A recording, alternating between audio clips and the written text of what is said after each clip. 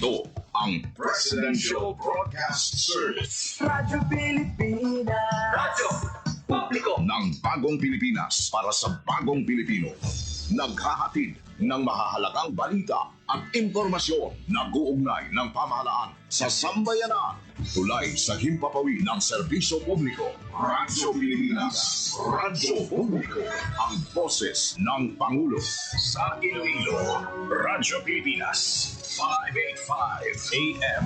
Oras sa Radyo Pilipinas, alas 9:04 sa aga.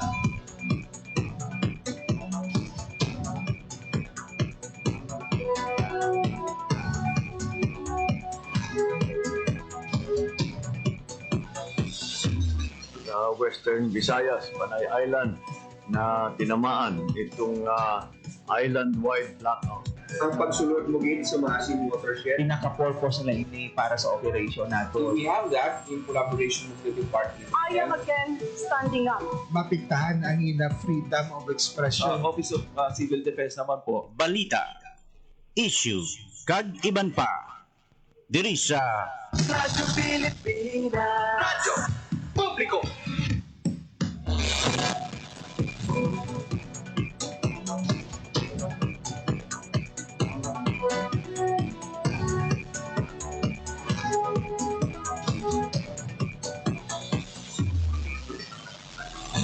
Mayroon Pilipinas, mayroon Western Visayas, syudad kag probinsya sa Iloilo kag kutob sa manabutan sang amon pagserbisyo.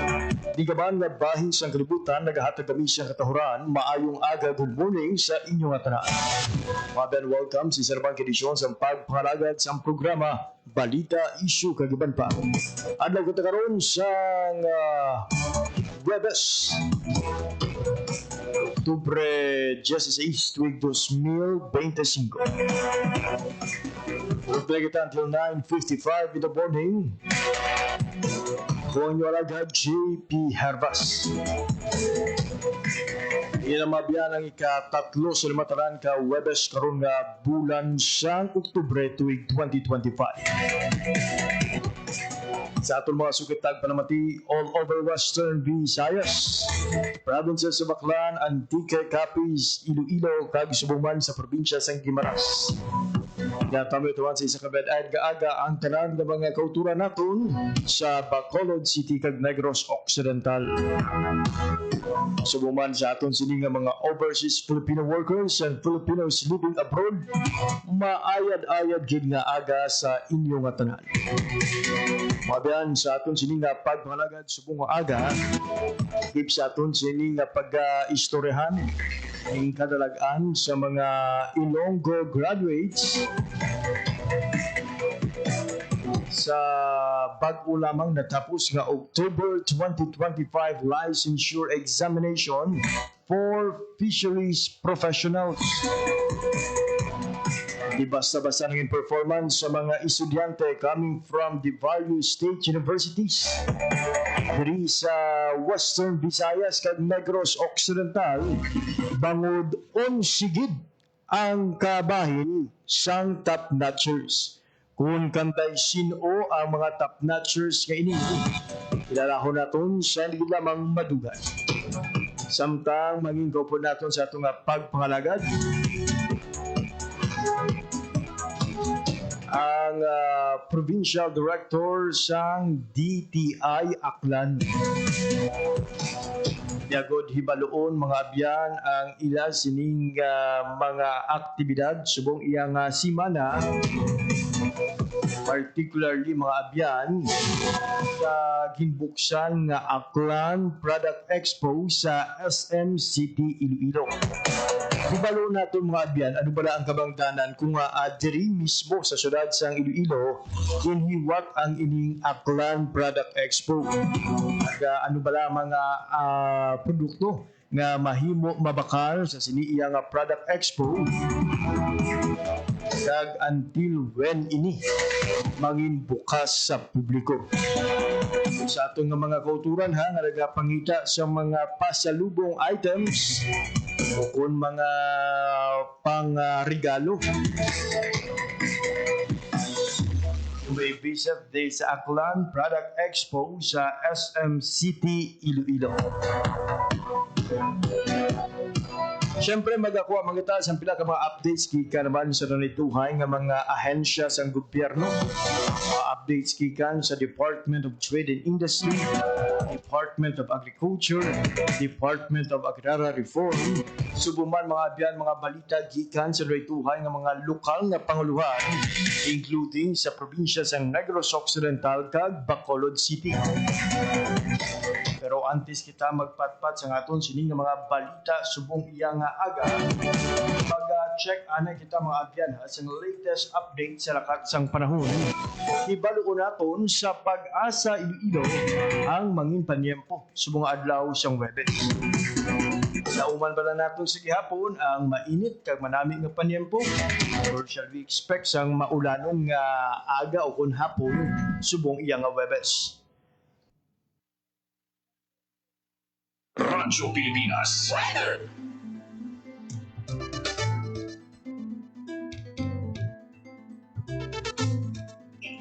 Oras sa Radyo Pilipinas, alas 9:10 na sa aga, kaupo natin subong sa piyak na linya, we have Ma'am Leonor Silvestre ang DOST Pag-asa. Ma'am Leonor, good morning. Hi, hello, good morning everyone. Muli ang ating latest weather update para sa subong nga adlaw ng Thursday, October 16, 2025. As of 3 a.m. pag ng aga, ang ginamonitor natin ng LPA, ngayon at tagos ng ating Philippine Area with Sensitivity, ay ginasimate natin yung may carry on 1,505 kilometer east of Eastern Visayas. Ang ini nga LPA ay may medium chance nga mag-develop into tropical depression na kondogyo within the next 24 hours. Kag posible nga magasulod siya sa ating part by this noon or afternoon. And if there is naman ang nag-affect sa may Central Luzon, Southern Visayas, and Visayas. Mga tuloy sistema, ang Western Visayas mag-experience siya sa mga lumang karantan na may mga paglagtalag ng pag-ulan sa galatong panabo o napinagit sa hapong pag-pag-ipon tugan ng Eastern. Nasa like yung mga dirituman ang hangin natin na maghanin sa direksyon northeast na magadalan sa Makati, Tuktok, Makasarano, pag-ulan sa ating kadagatan. Forecast temperature natin generally is 5 to 32 degrees Celsius. Ang adlaw na bugla kami ng 5 to 39 a.m. So, magmatulad din is 5 to 32 p.m. karat sa hapon. Pag muli ang ating latest weather update, halatilig sa may Iloilo Weather Station. Ako si Leonor Silvestre, madaming bigyan. Salamat. Ma'am Leonor, may we know ang ining bagyo o kung ang ining low pressure area ang kinatanaw natin, may posibilidad, may medium chance nga mangin isa ka bagyo. As early as now, ma'am, makita natin ang posible nga hulag sini kung diin nga mga area ang mangin malabyan sini. Well, if ever mention nga mangin isa siya kang bagyo, possible nga pagkatahapon niya sila sa may Luzon niya area. Pero wala man natin siya wala man natin na rule out na mag-ibaya na direction kay subong LPA na lang siya. So, ang pinag-strategy pa hindi ma-identify. I see. Pero ma'am, may as early as daw ma-identify man natin or ma-determine ba natin kung may mga pag-ulan ini nga dala diri sa Western Visayas? Well, possible sir ma-experience siya sa pag-ulan ulan by tomorrow and till Saturday. Ito sining LPA sir. Kag if ever and if ever ma'am mangin isa ini ka tropical depression, ano ba ang mangin pangalan sa sining bagyo? If ever naman mag-develop siya into bagyo sir, ang iyang local name na paghahatag na doon ay Bagyong Ramil. Ayun, Bagyong Ramil. Ma'am Leonor, for your time and information, madamong gid nga salamat kag padayon. Salamat na siya kag maayos ng pinawan. There you have it mga biyan, ang latest update sa lakat ng panahon gidulong sa aton sang Pag-asa Iloilo. Ang oras sa Radyo Pilipinas, alas 9:13 na sa aga. Radyo Pilipinas. Radyo Publiko. Radyo Pilipinas. So ayun mga biyan ha, may ara kita sa ginabantayan karon nga low pressure area with a medium chance nga mangin isa ka bagyo. Yang pagkatawgon kun mangin isa ka bagyo ka magsulod sa Philippine Area of Responsibility bilang bagyong Ramil kag mangin ika 18 nga bagyo sang aton nga pungsod. Isa will follow mga biyan sang bagyong Kidan kag bagyong Paulo. Naga-epekto gid sa aton sini iyang pungsod. Siyempre ang bagyong Opong kag bagyong Nando nga dala sa madamoy nga pag-ulan diri sa Western Visayas.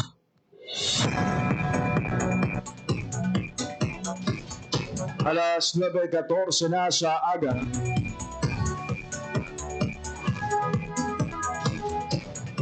Gina-congratulate naton ang tanan ng mga top-notchers sa October 2025 licensure examination for professional o for fisheries professionals.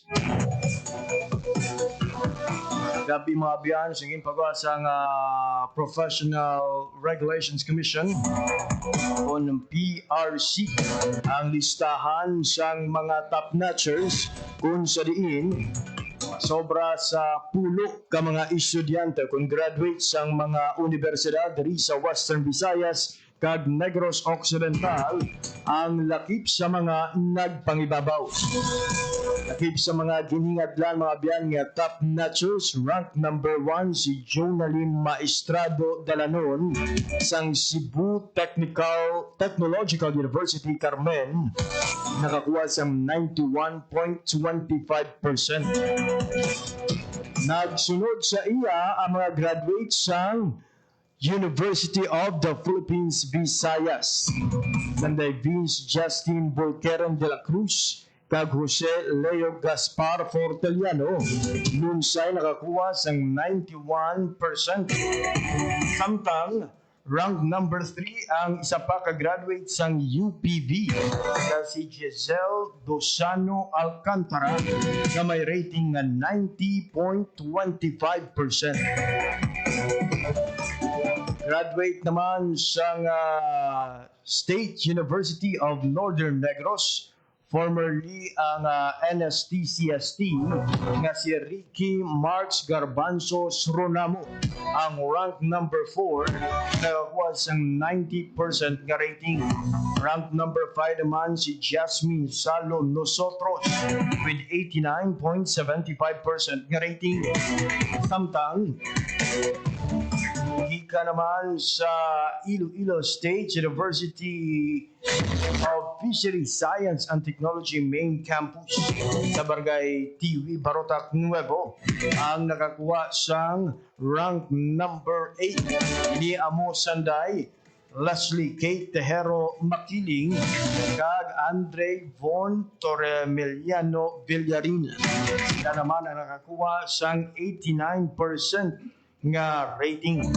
Samtang rank number 9 ang mga graduates ng UPV nga si okon nga sanday Bea Bianca Torrelia sa Pantoja kag Timothy Paul Briones Reynaldo nga lunsa nakakuha sang 88.75% nga rating. Samtang pareho nga rank number 10 ang graduates sang Capiz State University Dayao Campus nga si Christian Ombega Jimenez nga may 88.50% nga rating kag si Cindy Servano Mandal sang University of the Philippines Visayas Iloilo City. So a total of 11 from state universities and colleges diri sa Western Visayas kag Suguman sa Negros Occidental ang nagpangibabaw sa sining examinasyon.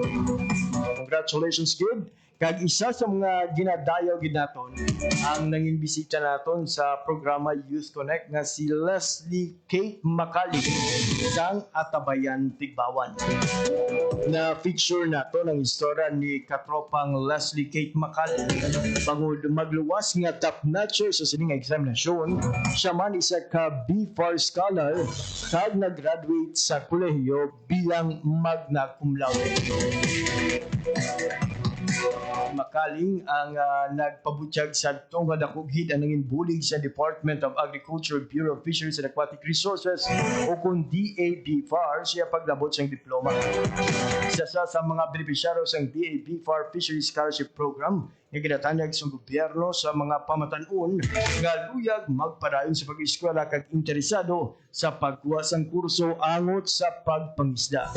Bilang isa ka scholar, lakip sa mga na-enjoy ni Makaling sa sulod sang 4 ka tuig ang 5,000 pesos nga monthly stipend, 2,000 pesos nga semestral book allowance, 1,500 pesos nga one-time uniform allowance, 3,000 pesos nga one-time relocation allowance, 1,500 pesos nga graduation support, 3,000 pesos nga on-the-job training support, kag 7,000 pesos nga thesis o kung special problem support. Sa interview sa Radyo Pilipinas, ginpabutyag ba ni Makaling na tama gigadako ang nabulig siyang scholarship ilabi na sa aspeto pinansyal.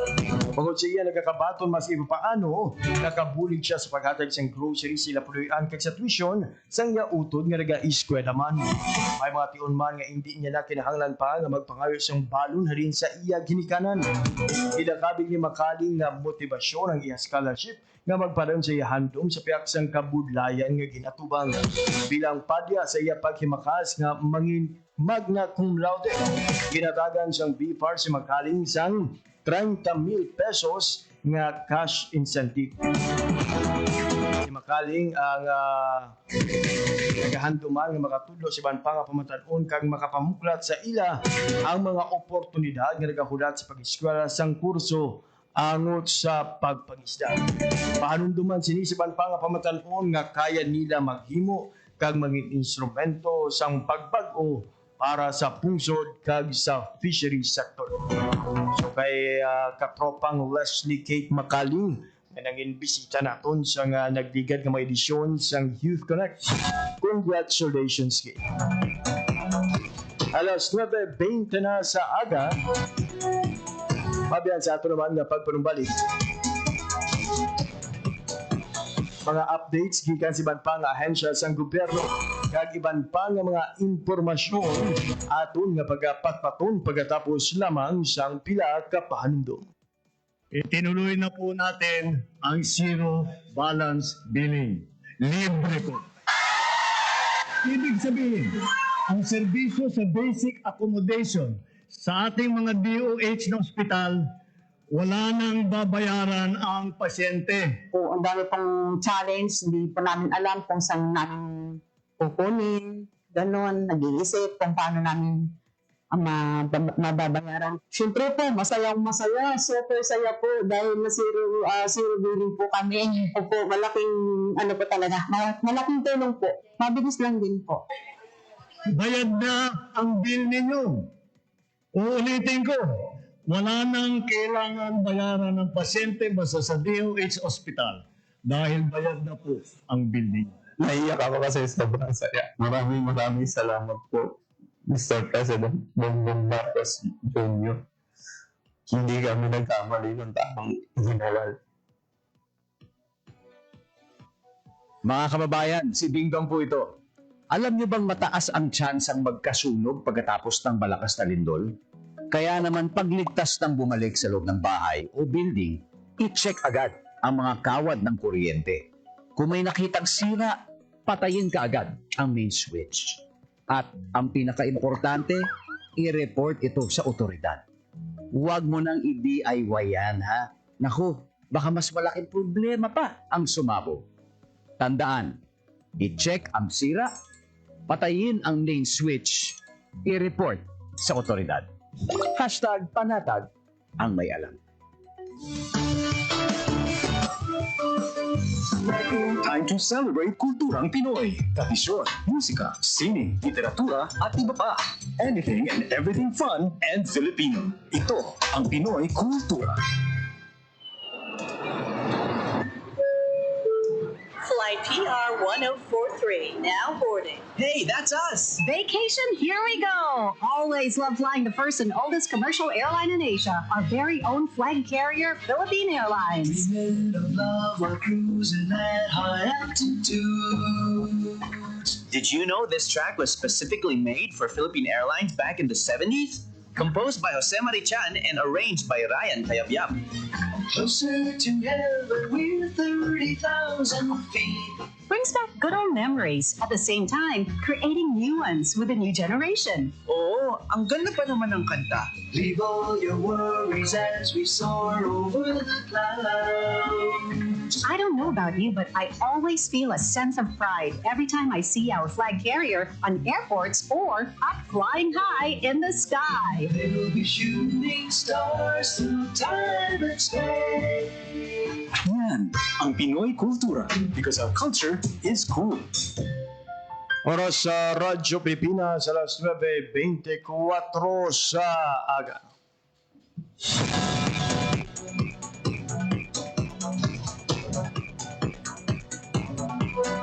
Ngayon sa sining oras, magakuha kita sa update gikan naman sa Iloilo City Government sa ila sining paghiwat sang earthquake drill.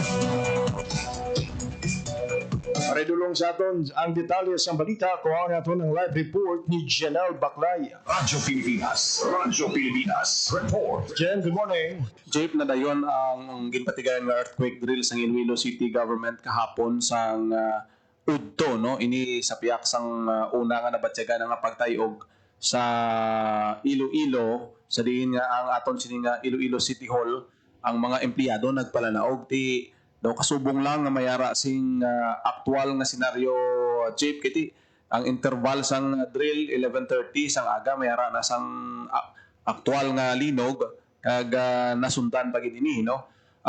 Sa bahin sa aton siniya nga legislative building kahapon gin-suspend ang trabaho sa mga opisina sa legislative building. Magluwas sa Iloilo City Government, Jeep, may pilaman ka mga bulutuan ang nagpatigayon sa earthquake drill kahapon man kadungan sang mga pagtayog nga aton nga nabatsyagan. Ini amo ang Colegio de Sagrado Corazon de Jesus nga mayara sing drill nga ginhiwat alauna 28 kahapon sang hapon. Ang University of Iloilo FINMA nadayon man ang ila sining earthquake drill, Jeep, no? So ini ang pila lamang sa mga aktibidad, mga bulutuan nga nagpatigayon sa earthquake drill sa diin nga ini pagpanginlaman, no, sa posibilidad sa pagluntad pa sang pagtayog o kung mga aftershocks diri sa may bahin sang siyudad kag subong man sa probinsya sang Iloilo. As of now, balik na sa normal ang operasyon kag trabaho sa Iloilo Provincial Capital kag subong man sa Iloilo City Government. Pero kung hindi kita magsala na subong man nga adlaw mayara sing earthquake drill nga hiwaton ang Iloilo City Government nga pagapasakupan naman sa mga empleyado halin sa third floor pababaw kay kahapon the first floor kag second floor ang mga empleyado nga nagpakigbahin sa siniya nga earthquake drill, Jay. Ayun. May ara pa ni Jen na masunod nga mga edisyon or tapos na ang ining nga mga drills? Ang ining sa City Hall, series ini, no? First and second floor kahapon. So subungan daw na schedule is ang third, fourth kag fifth. Kag sa madason nga inadlaw hasta ini sa 8th floor, Jake, no? So ginpahat-pahat ini sa aton sini nga Iloilo City Disaster Risk Reduction Management Office ang pagpatigayon sa sini nga mga drills, Jake, no? Pero kahapon sa mga eskwelahan niya UI kag Sagrado ang nakapatigayon sa drill kayang aton sini nga CDRRMO nagabulig facilitate ang man ang Iloilo City Traffic Transportation Management Office sa sini nga mga areas para malikawan man ang pagpanik sa aton sini nga mga pumuluyo jeep na nag-aagi sa sini nga mga areas. Kagabay pa no sa ilang pag-schedule sa dyan, hindi pag-ituon sa peak hours kay baka hapon daw may mga area kita nga kasunod sa suspension nagdungay gid sa peak hours nagapugok gid ang mga salakyan. Grabe gid ang traffic no sa mga areas. Kagang isaman ka dapat may coordination gid ang mga establishments kung mayara sa mga earthquake drill kay sa subong nga sitwasyon kay sako-sako na aton sini nga pagbatyag sa aftershocks abi man sa iba naton mga kuturan tutuod gid nga katabo no. Pero actually drill malang tisod hindi mo na ma-identify kundi ang drill kag ang matuod-tuod nga mga senaryo bangod nga from time to time mabatyagan ang mga aftershocks sa mga pagtayog rason sang immediate evacuation nga gina-implement sang pila ka mga bulutuan subungan mga opisina nga nagabatyag sang mga pagtayog Jay. Yun madamo gid nga salamat Jen sa imong balita. Muli madulong naton nga balita para sa Bagong Pilipinas, General Baclay, Radyo Pilipinas, Radyo Publiko. Oras sa Radyo Pilipinas, mga biyan, alas 9:29 na. Radyo Pilipinas. Radyo Publiko. Radyo Pilipinas.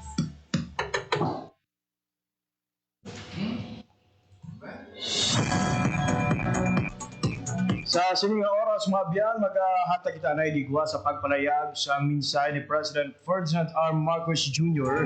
kadungan sa iya sining pangamusta o kung pagpanguna sa kamustahan with the beneficiaries ng walang gutom, reducing food insecurity and undernutrition with electronic vouchers kung refuel project sa Malate City of Manila.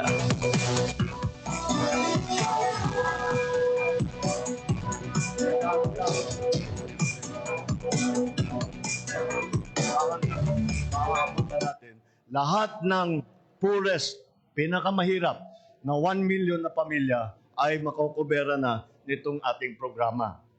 Kaya patuloy natin, maganda naman ang naging resulta.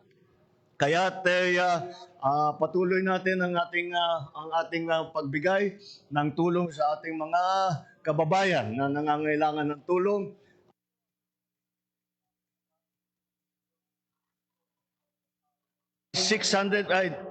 Dadami na sa 2026, sa susunod na taon, namin wala naman po na dapat kasama sa programa na hindi makita. Kaya inaayos po natin lahat ng impormasyon para wala naman sa ating mga kababayan na nangangailangan ng tulong at kami po ay tuloy-tuloy natin at lahat ng ating kababayan na nangangailangan ay maisama sa programa. Meron din po tayo para na isasamantala ko na po itong pagkita natin. Sasabihin at meron po tayo mga iba't ibang programa para sa feeding, para sa pagpakain. Meron po, baka hindi niyo po alam, meron tayong programa na tinatawag First 1,000 Days. And the first 1,000 days, ang pagbilang niyan, it starts from conception. Nagsisimula yung 1,000 days sa pagka nabuntis na ang nanay. So, buntis pa lang, nandyan na ang programang ito. Ito, mga buntis at ang kanilang anak may edad na 0 hanggang 2 taon ay nakasama sa 4Ps, makakatanggap ng 350 piso kada buwan para suportahan ang nutrisyon ng kalusugan ng ating mga anak, mga bata. Dahil po, yun ang nagiging parang yung tinatawag na stunting, hindi po lumalaki yung ating mga anak dahil kulang sa kain. At kung minsan masyadong madalas magkasakit dahil po yung ganun din. Hindi po nakakakain ng magandang na dekalidad na pagkain at saka hindi balansyado ang kain nila. Kaya meron din po tayong supplemental feeding program. Ito naman, binibigyan natin ng pagkain at gatas ang mga batang naka-enroll sa mga Child Development Center. Kung saan po tayo nag-aalaga ng ng maliliit na bata, ay meron ding feeding program yan.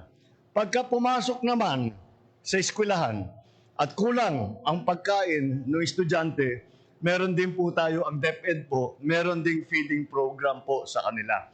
Dahil isa sa pinakamalaking dahilan kung bakit hindi makapag-aral ng mabuti ang mga bata ay dahil may sakit. Napakasimple lang. Kaya may sakit dahil mahinang kain, hindi maganda yung kinakain. Kaya tinitiyak natin na ang mga estudyante natin ay nabibigyan ng sapat na pagkain para makapag-aral naman sila ng mabuti, makapag-training sila ng mabuti, at maging matagumpay naman sila sa kanilang gawain. Ito ay magbibigay, ito ay para sa mga tinatawag na malnourished, yung kulang talaga sa pagkain. Ito yung programa para doon sa mga estudyante naman. Kaya tinitiyak po ng inyong pamahalaan na lahat po ng pangangailangan, lalong-lalo na ang ating mga kabataan, ay kailangan natin tulungan at bigyan ng lahat ng pagkakataon upang makabili ng ganitong klaseng mga magandang produkto at makapagbigay sa inyong mga pamilya, sa inyong mga anak ng balansyadong kain para kumpleto po ang para lumaki ng maganda, para rin yung pag-develop po ng utak ng bata ay maganda. Kaya po namin isa sa dahilan to kung bakit. Dahil po ang bata, ang development, kung kailan lumalaki at nagiging importante yung utak, mula sa 1 years old hanggang 6-7 years old ang pag-develop po ng utak ng bata. Kaya inaalalayan natin mabuti yan. Kaya mabuti na lang, meron tayong programa nito, makakatiyak tayo na ating mga kabataan ay ready po sila pumasok sa eskwelahan at pagkatapos ng eskwelahan ay ready po sila na maging bahagi ng ating lipunan at sila po ay magiging malusog, sila po ay magiging malakas, sila po ay makakatulong po sa kabutihan, kagandahan ng ating minamahal na Pilipinas. Maraming salamat po. Magandang umaga po sa inyo na. Maraming salamat po, mahal na Pangulo. Malugot po naming inaanyayahan ang ating Oras sa Radyo Pilipinas, alas 9:35 na sa aga. Nabagyan mo abiyada ng mensahe ni President Ferdinand R. Marcos Jr. kaduhan siya sining pagpanguna sang kamustahan kaupod ang mga benepisyaryo sang refuel program sang DSWD sa bahin sang Malate City of Manila.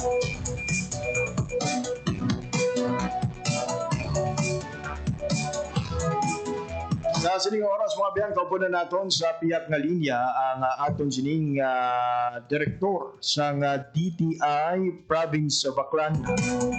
Sir Honor, kaming kaupo sa atong pagpangalagad to share with us ang ila sining aktibidad diri sa syudad sa Iloilo, si Director Romel Amihan. PD Romel, bayong aga. Mayong aga man sa imo, Sir JB, kagatong tagpalabati sa imong programa sa Radyo Pilipinas. PD, we heard na kahapon formal nyo na ginbuksan ang inyo sining Aklan Product Expo diri sa syudad sang Iloilo. Can you give us ang mga detalles ang sining aktibidad, PD? Ang Aklan Product Expo 2025 nag-start kahapon, gin-open aton ini kag mag-lawig until sa Domingo, no, sa October 19. So 5 days ini siyang trade fair nga rasubong napahamtang sa activity center sa SM City, Iloilo. Ang atong nga tinutuyo sa pag-implementar sa Aklan Product Expo para makaprovide kita sa mga market development initiatives para masuportahan nato ang atong mga aklanon, MSMEs or micro, small and medium enterprises paagi sa paghiwat sa nasilinggo na sa mga trade fairs, no? Ang pinaka-output nato na diri Sir JP, mas-strengthen naton ang existing market sa aton mga MSMEs kag ma-develop naton ang bago nga mga market potentials, no? Sa aton nga mga akyanon na MSMEs paagi sa paghiwat sa mga nagkalain-lain nga market development initiatives kag isa inadira ang conduct of trade fair o in particular ang naton nga Aklan Product Expo. So sa sini nga 2 week may ara kita 36 nga mga MSMEs nga naghalalin ini sa nagkalain-lain nga munisipyo sa probinsya sa Aklan.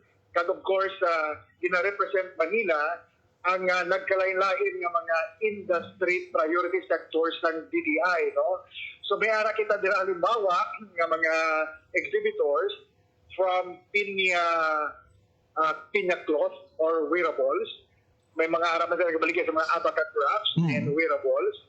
May mga gabaligya sa pottery, fashion accessories, coconut-based products, bamboo-based products, kagsukong man sa mga processed food o processed fruits and nuts. So may harap nila mga frozen meat products, bread and pastries, coffee, cacao, kag mga pasalubong naton nga mga items that are proudly made from Aklan, Sir JP. Kanami matlian nga kadamo gali sa mga available nga product sa mga nagapangita sa pangregalo pasalubong no perfect gid nga destination ang ining Aklan Product Expo para sa ila. Pwede mi know ikapila na ining edisyon sang Aklan Product Expo diri sa syudad sang Iloilo. Nagsugod kita sa 2002. So subong 2025 galing sometimes ang pandemic for less na 4 years. Nag-stop kita. So, mambal na ako mga 20 years na 20 years nga paghiwat na ako sa Aklan Product Expo. I see. To clarify lang PD, ang ini Aklan Product Expo, ginahiwat man ini sa iban nga mga key areas sa mga probinsya sa Western Visayas o kundi lang sa syudad sa Iloilo. So far, ang Aklan Product Expo, dira lang sa syudad sa Iloilo, no? Pero, kay kabalo ka, Sir JP, ang mga provincial officers ng DTI, may harapan na sila ng mga provincial trade fairs, no? In the case of Aklan, may hari magiging diri nga hinuguran kitakyanon, provincial trade fair Manila, kag ginahiwat na siya in time sa anniversary, founding anniversary sa probinsya sa Aklan during sa month of April. So inayang hinuguran yung takyanon, dili lang na dili ginahiwat sa sa Capitol Grounds sa probinsya sa Aklan. Ining Aklan Product Expo sa nagsilinggo na another provincial fair sa Binay Aklan. So far, Iloilo City lang ang aton nga venue. May no PD pila ang gina-target naton nga matipon nga kita sa sining Product Expo karong tuig. Last year, naka-generate ito ng 3 million sales, no? So sa sining tuig, mga 3.3, like 10% increase sa naton nga previous year's sales, Sir JP. PD, well, we are still having this Aklan Product Expo. Isa man sa ginabantayan karon sa aton sining nga mga kauturan ang nagahilapit nga panublion sa bahin sa Aklan, ano nakahanda kag ano bala ang mga ginapanghandaan na karon sa Aklan DTI. Ang regional trade fair nga panublion, ang schedule sila November 5 to 9, no? Dagang schedule dira man dili Iloilo City. Ang Aklanon nga mga producers ready na sila, Sir JP. In fact, ang regional office namon may aral ng mga naka-pipeline ng mga activities like yung mga orientation sa mga local persons, sa mga trade promotion officers naton, kag orientation man para sa ato ng mga exhibitors. Pero diri sa Aklan, ako mong may ara na kita Aklan Product Expo, kung kita prelude na siya sa aton nga panublion regional trade fair. So ready sila sa mga sa Aklan Product Expo, gina-expect na natin nga sila ready man for the regional trade fair this coming November 5 to 9. Ayun. And PD, lastly na lang, ay numasako man subong ang imo nga mensahe, pagpangagda, imbitasyon sa tanan nga mga kauturan naton nga nagapangita kagluyag nga magbisita sa sining Aklan Product Expo 2025. salamat kayo sa oportunidad na ginatag mo sa amon, Sir JT, no? Kami sa DD Aklan, padayon nga nag-suporta sa aton mga MSMEs from Aklan. Gani, kami nag-iimbitar sa mga institutional buyers, no?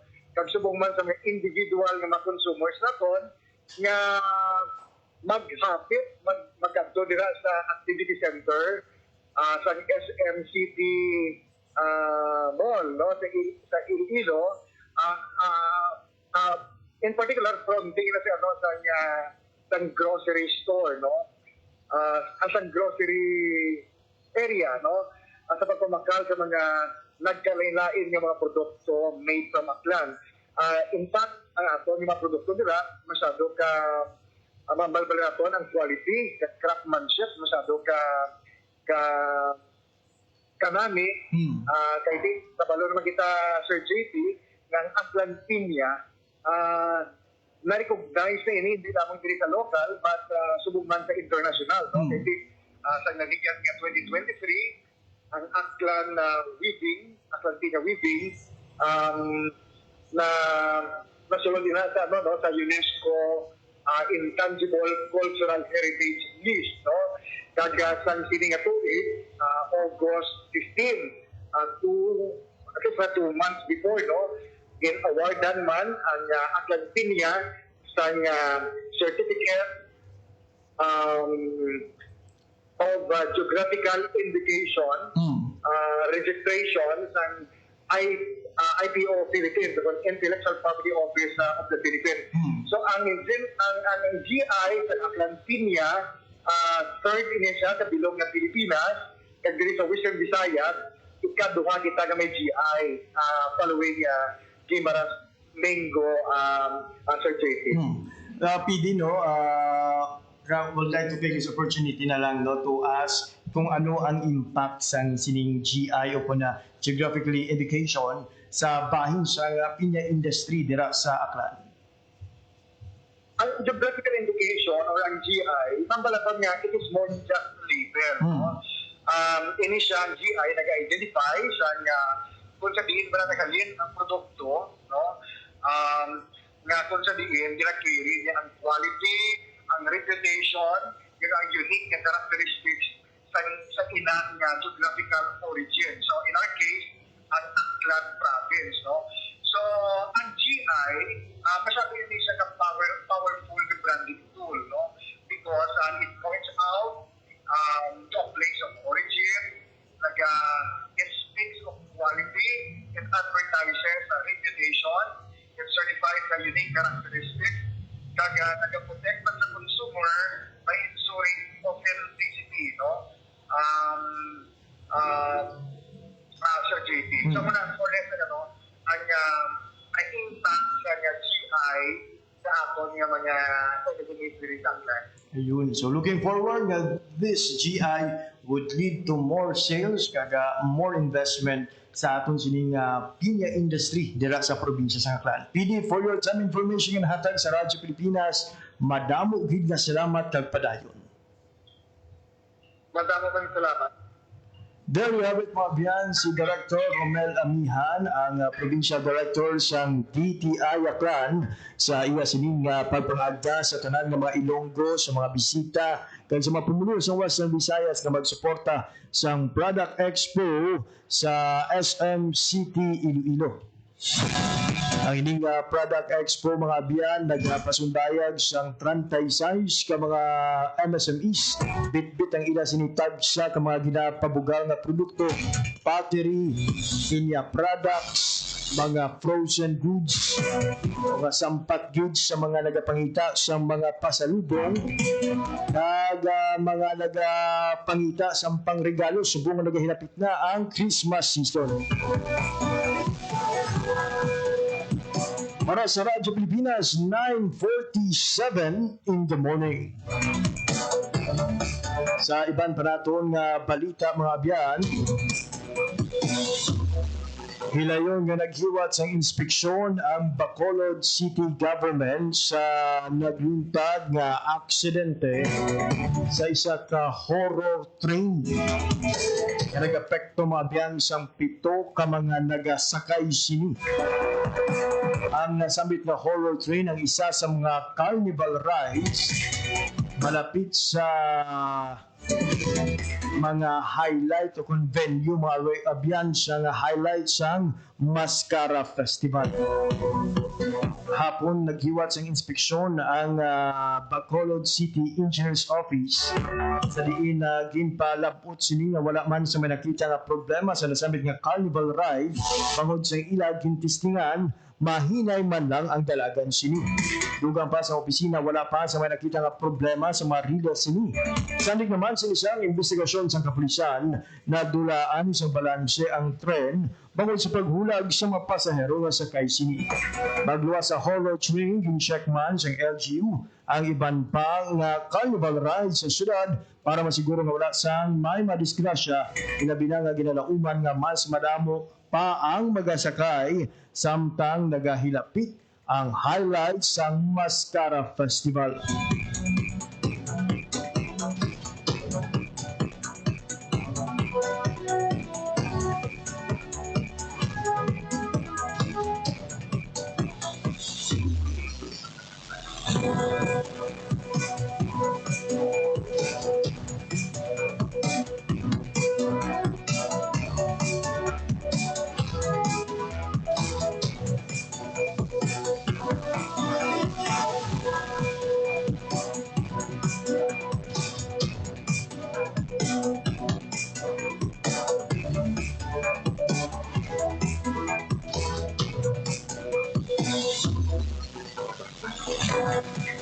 Samtang sa mga mahilig mabiyan sa photography, ang aton sini nga Department of Agriculture ang mayara naman sa photography contest.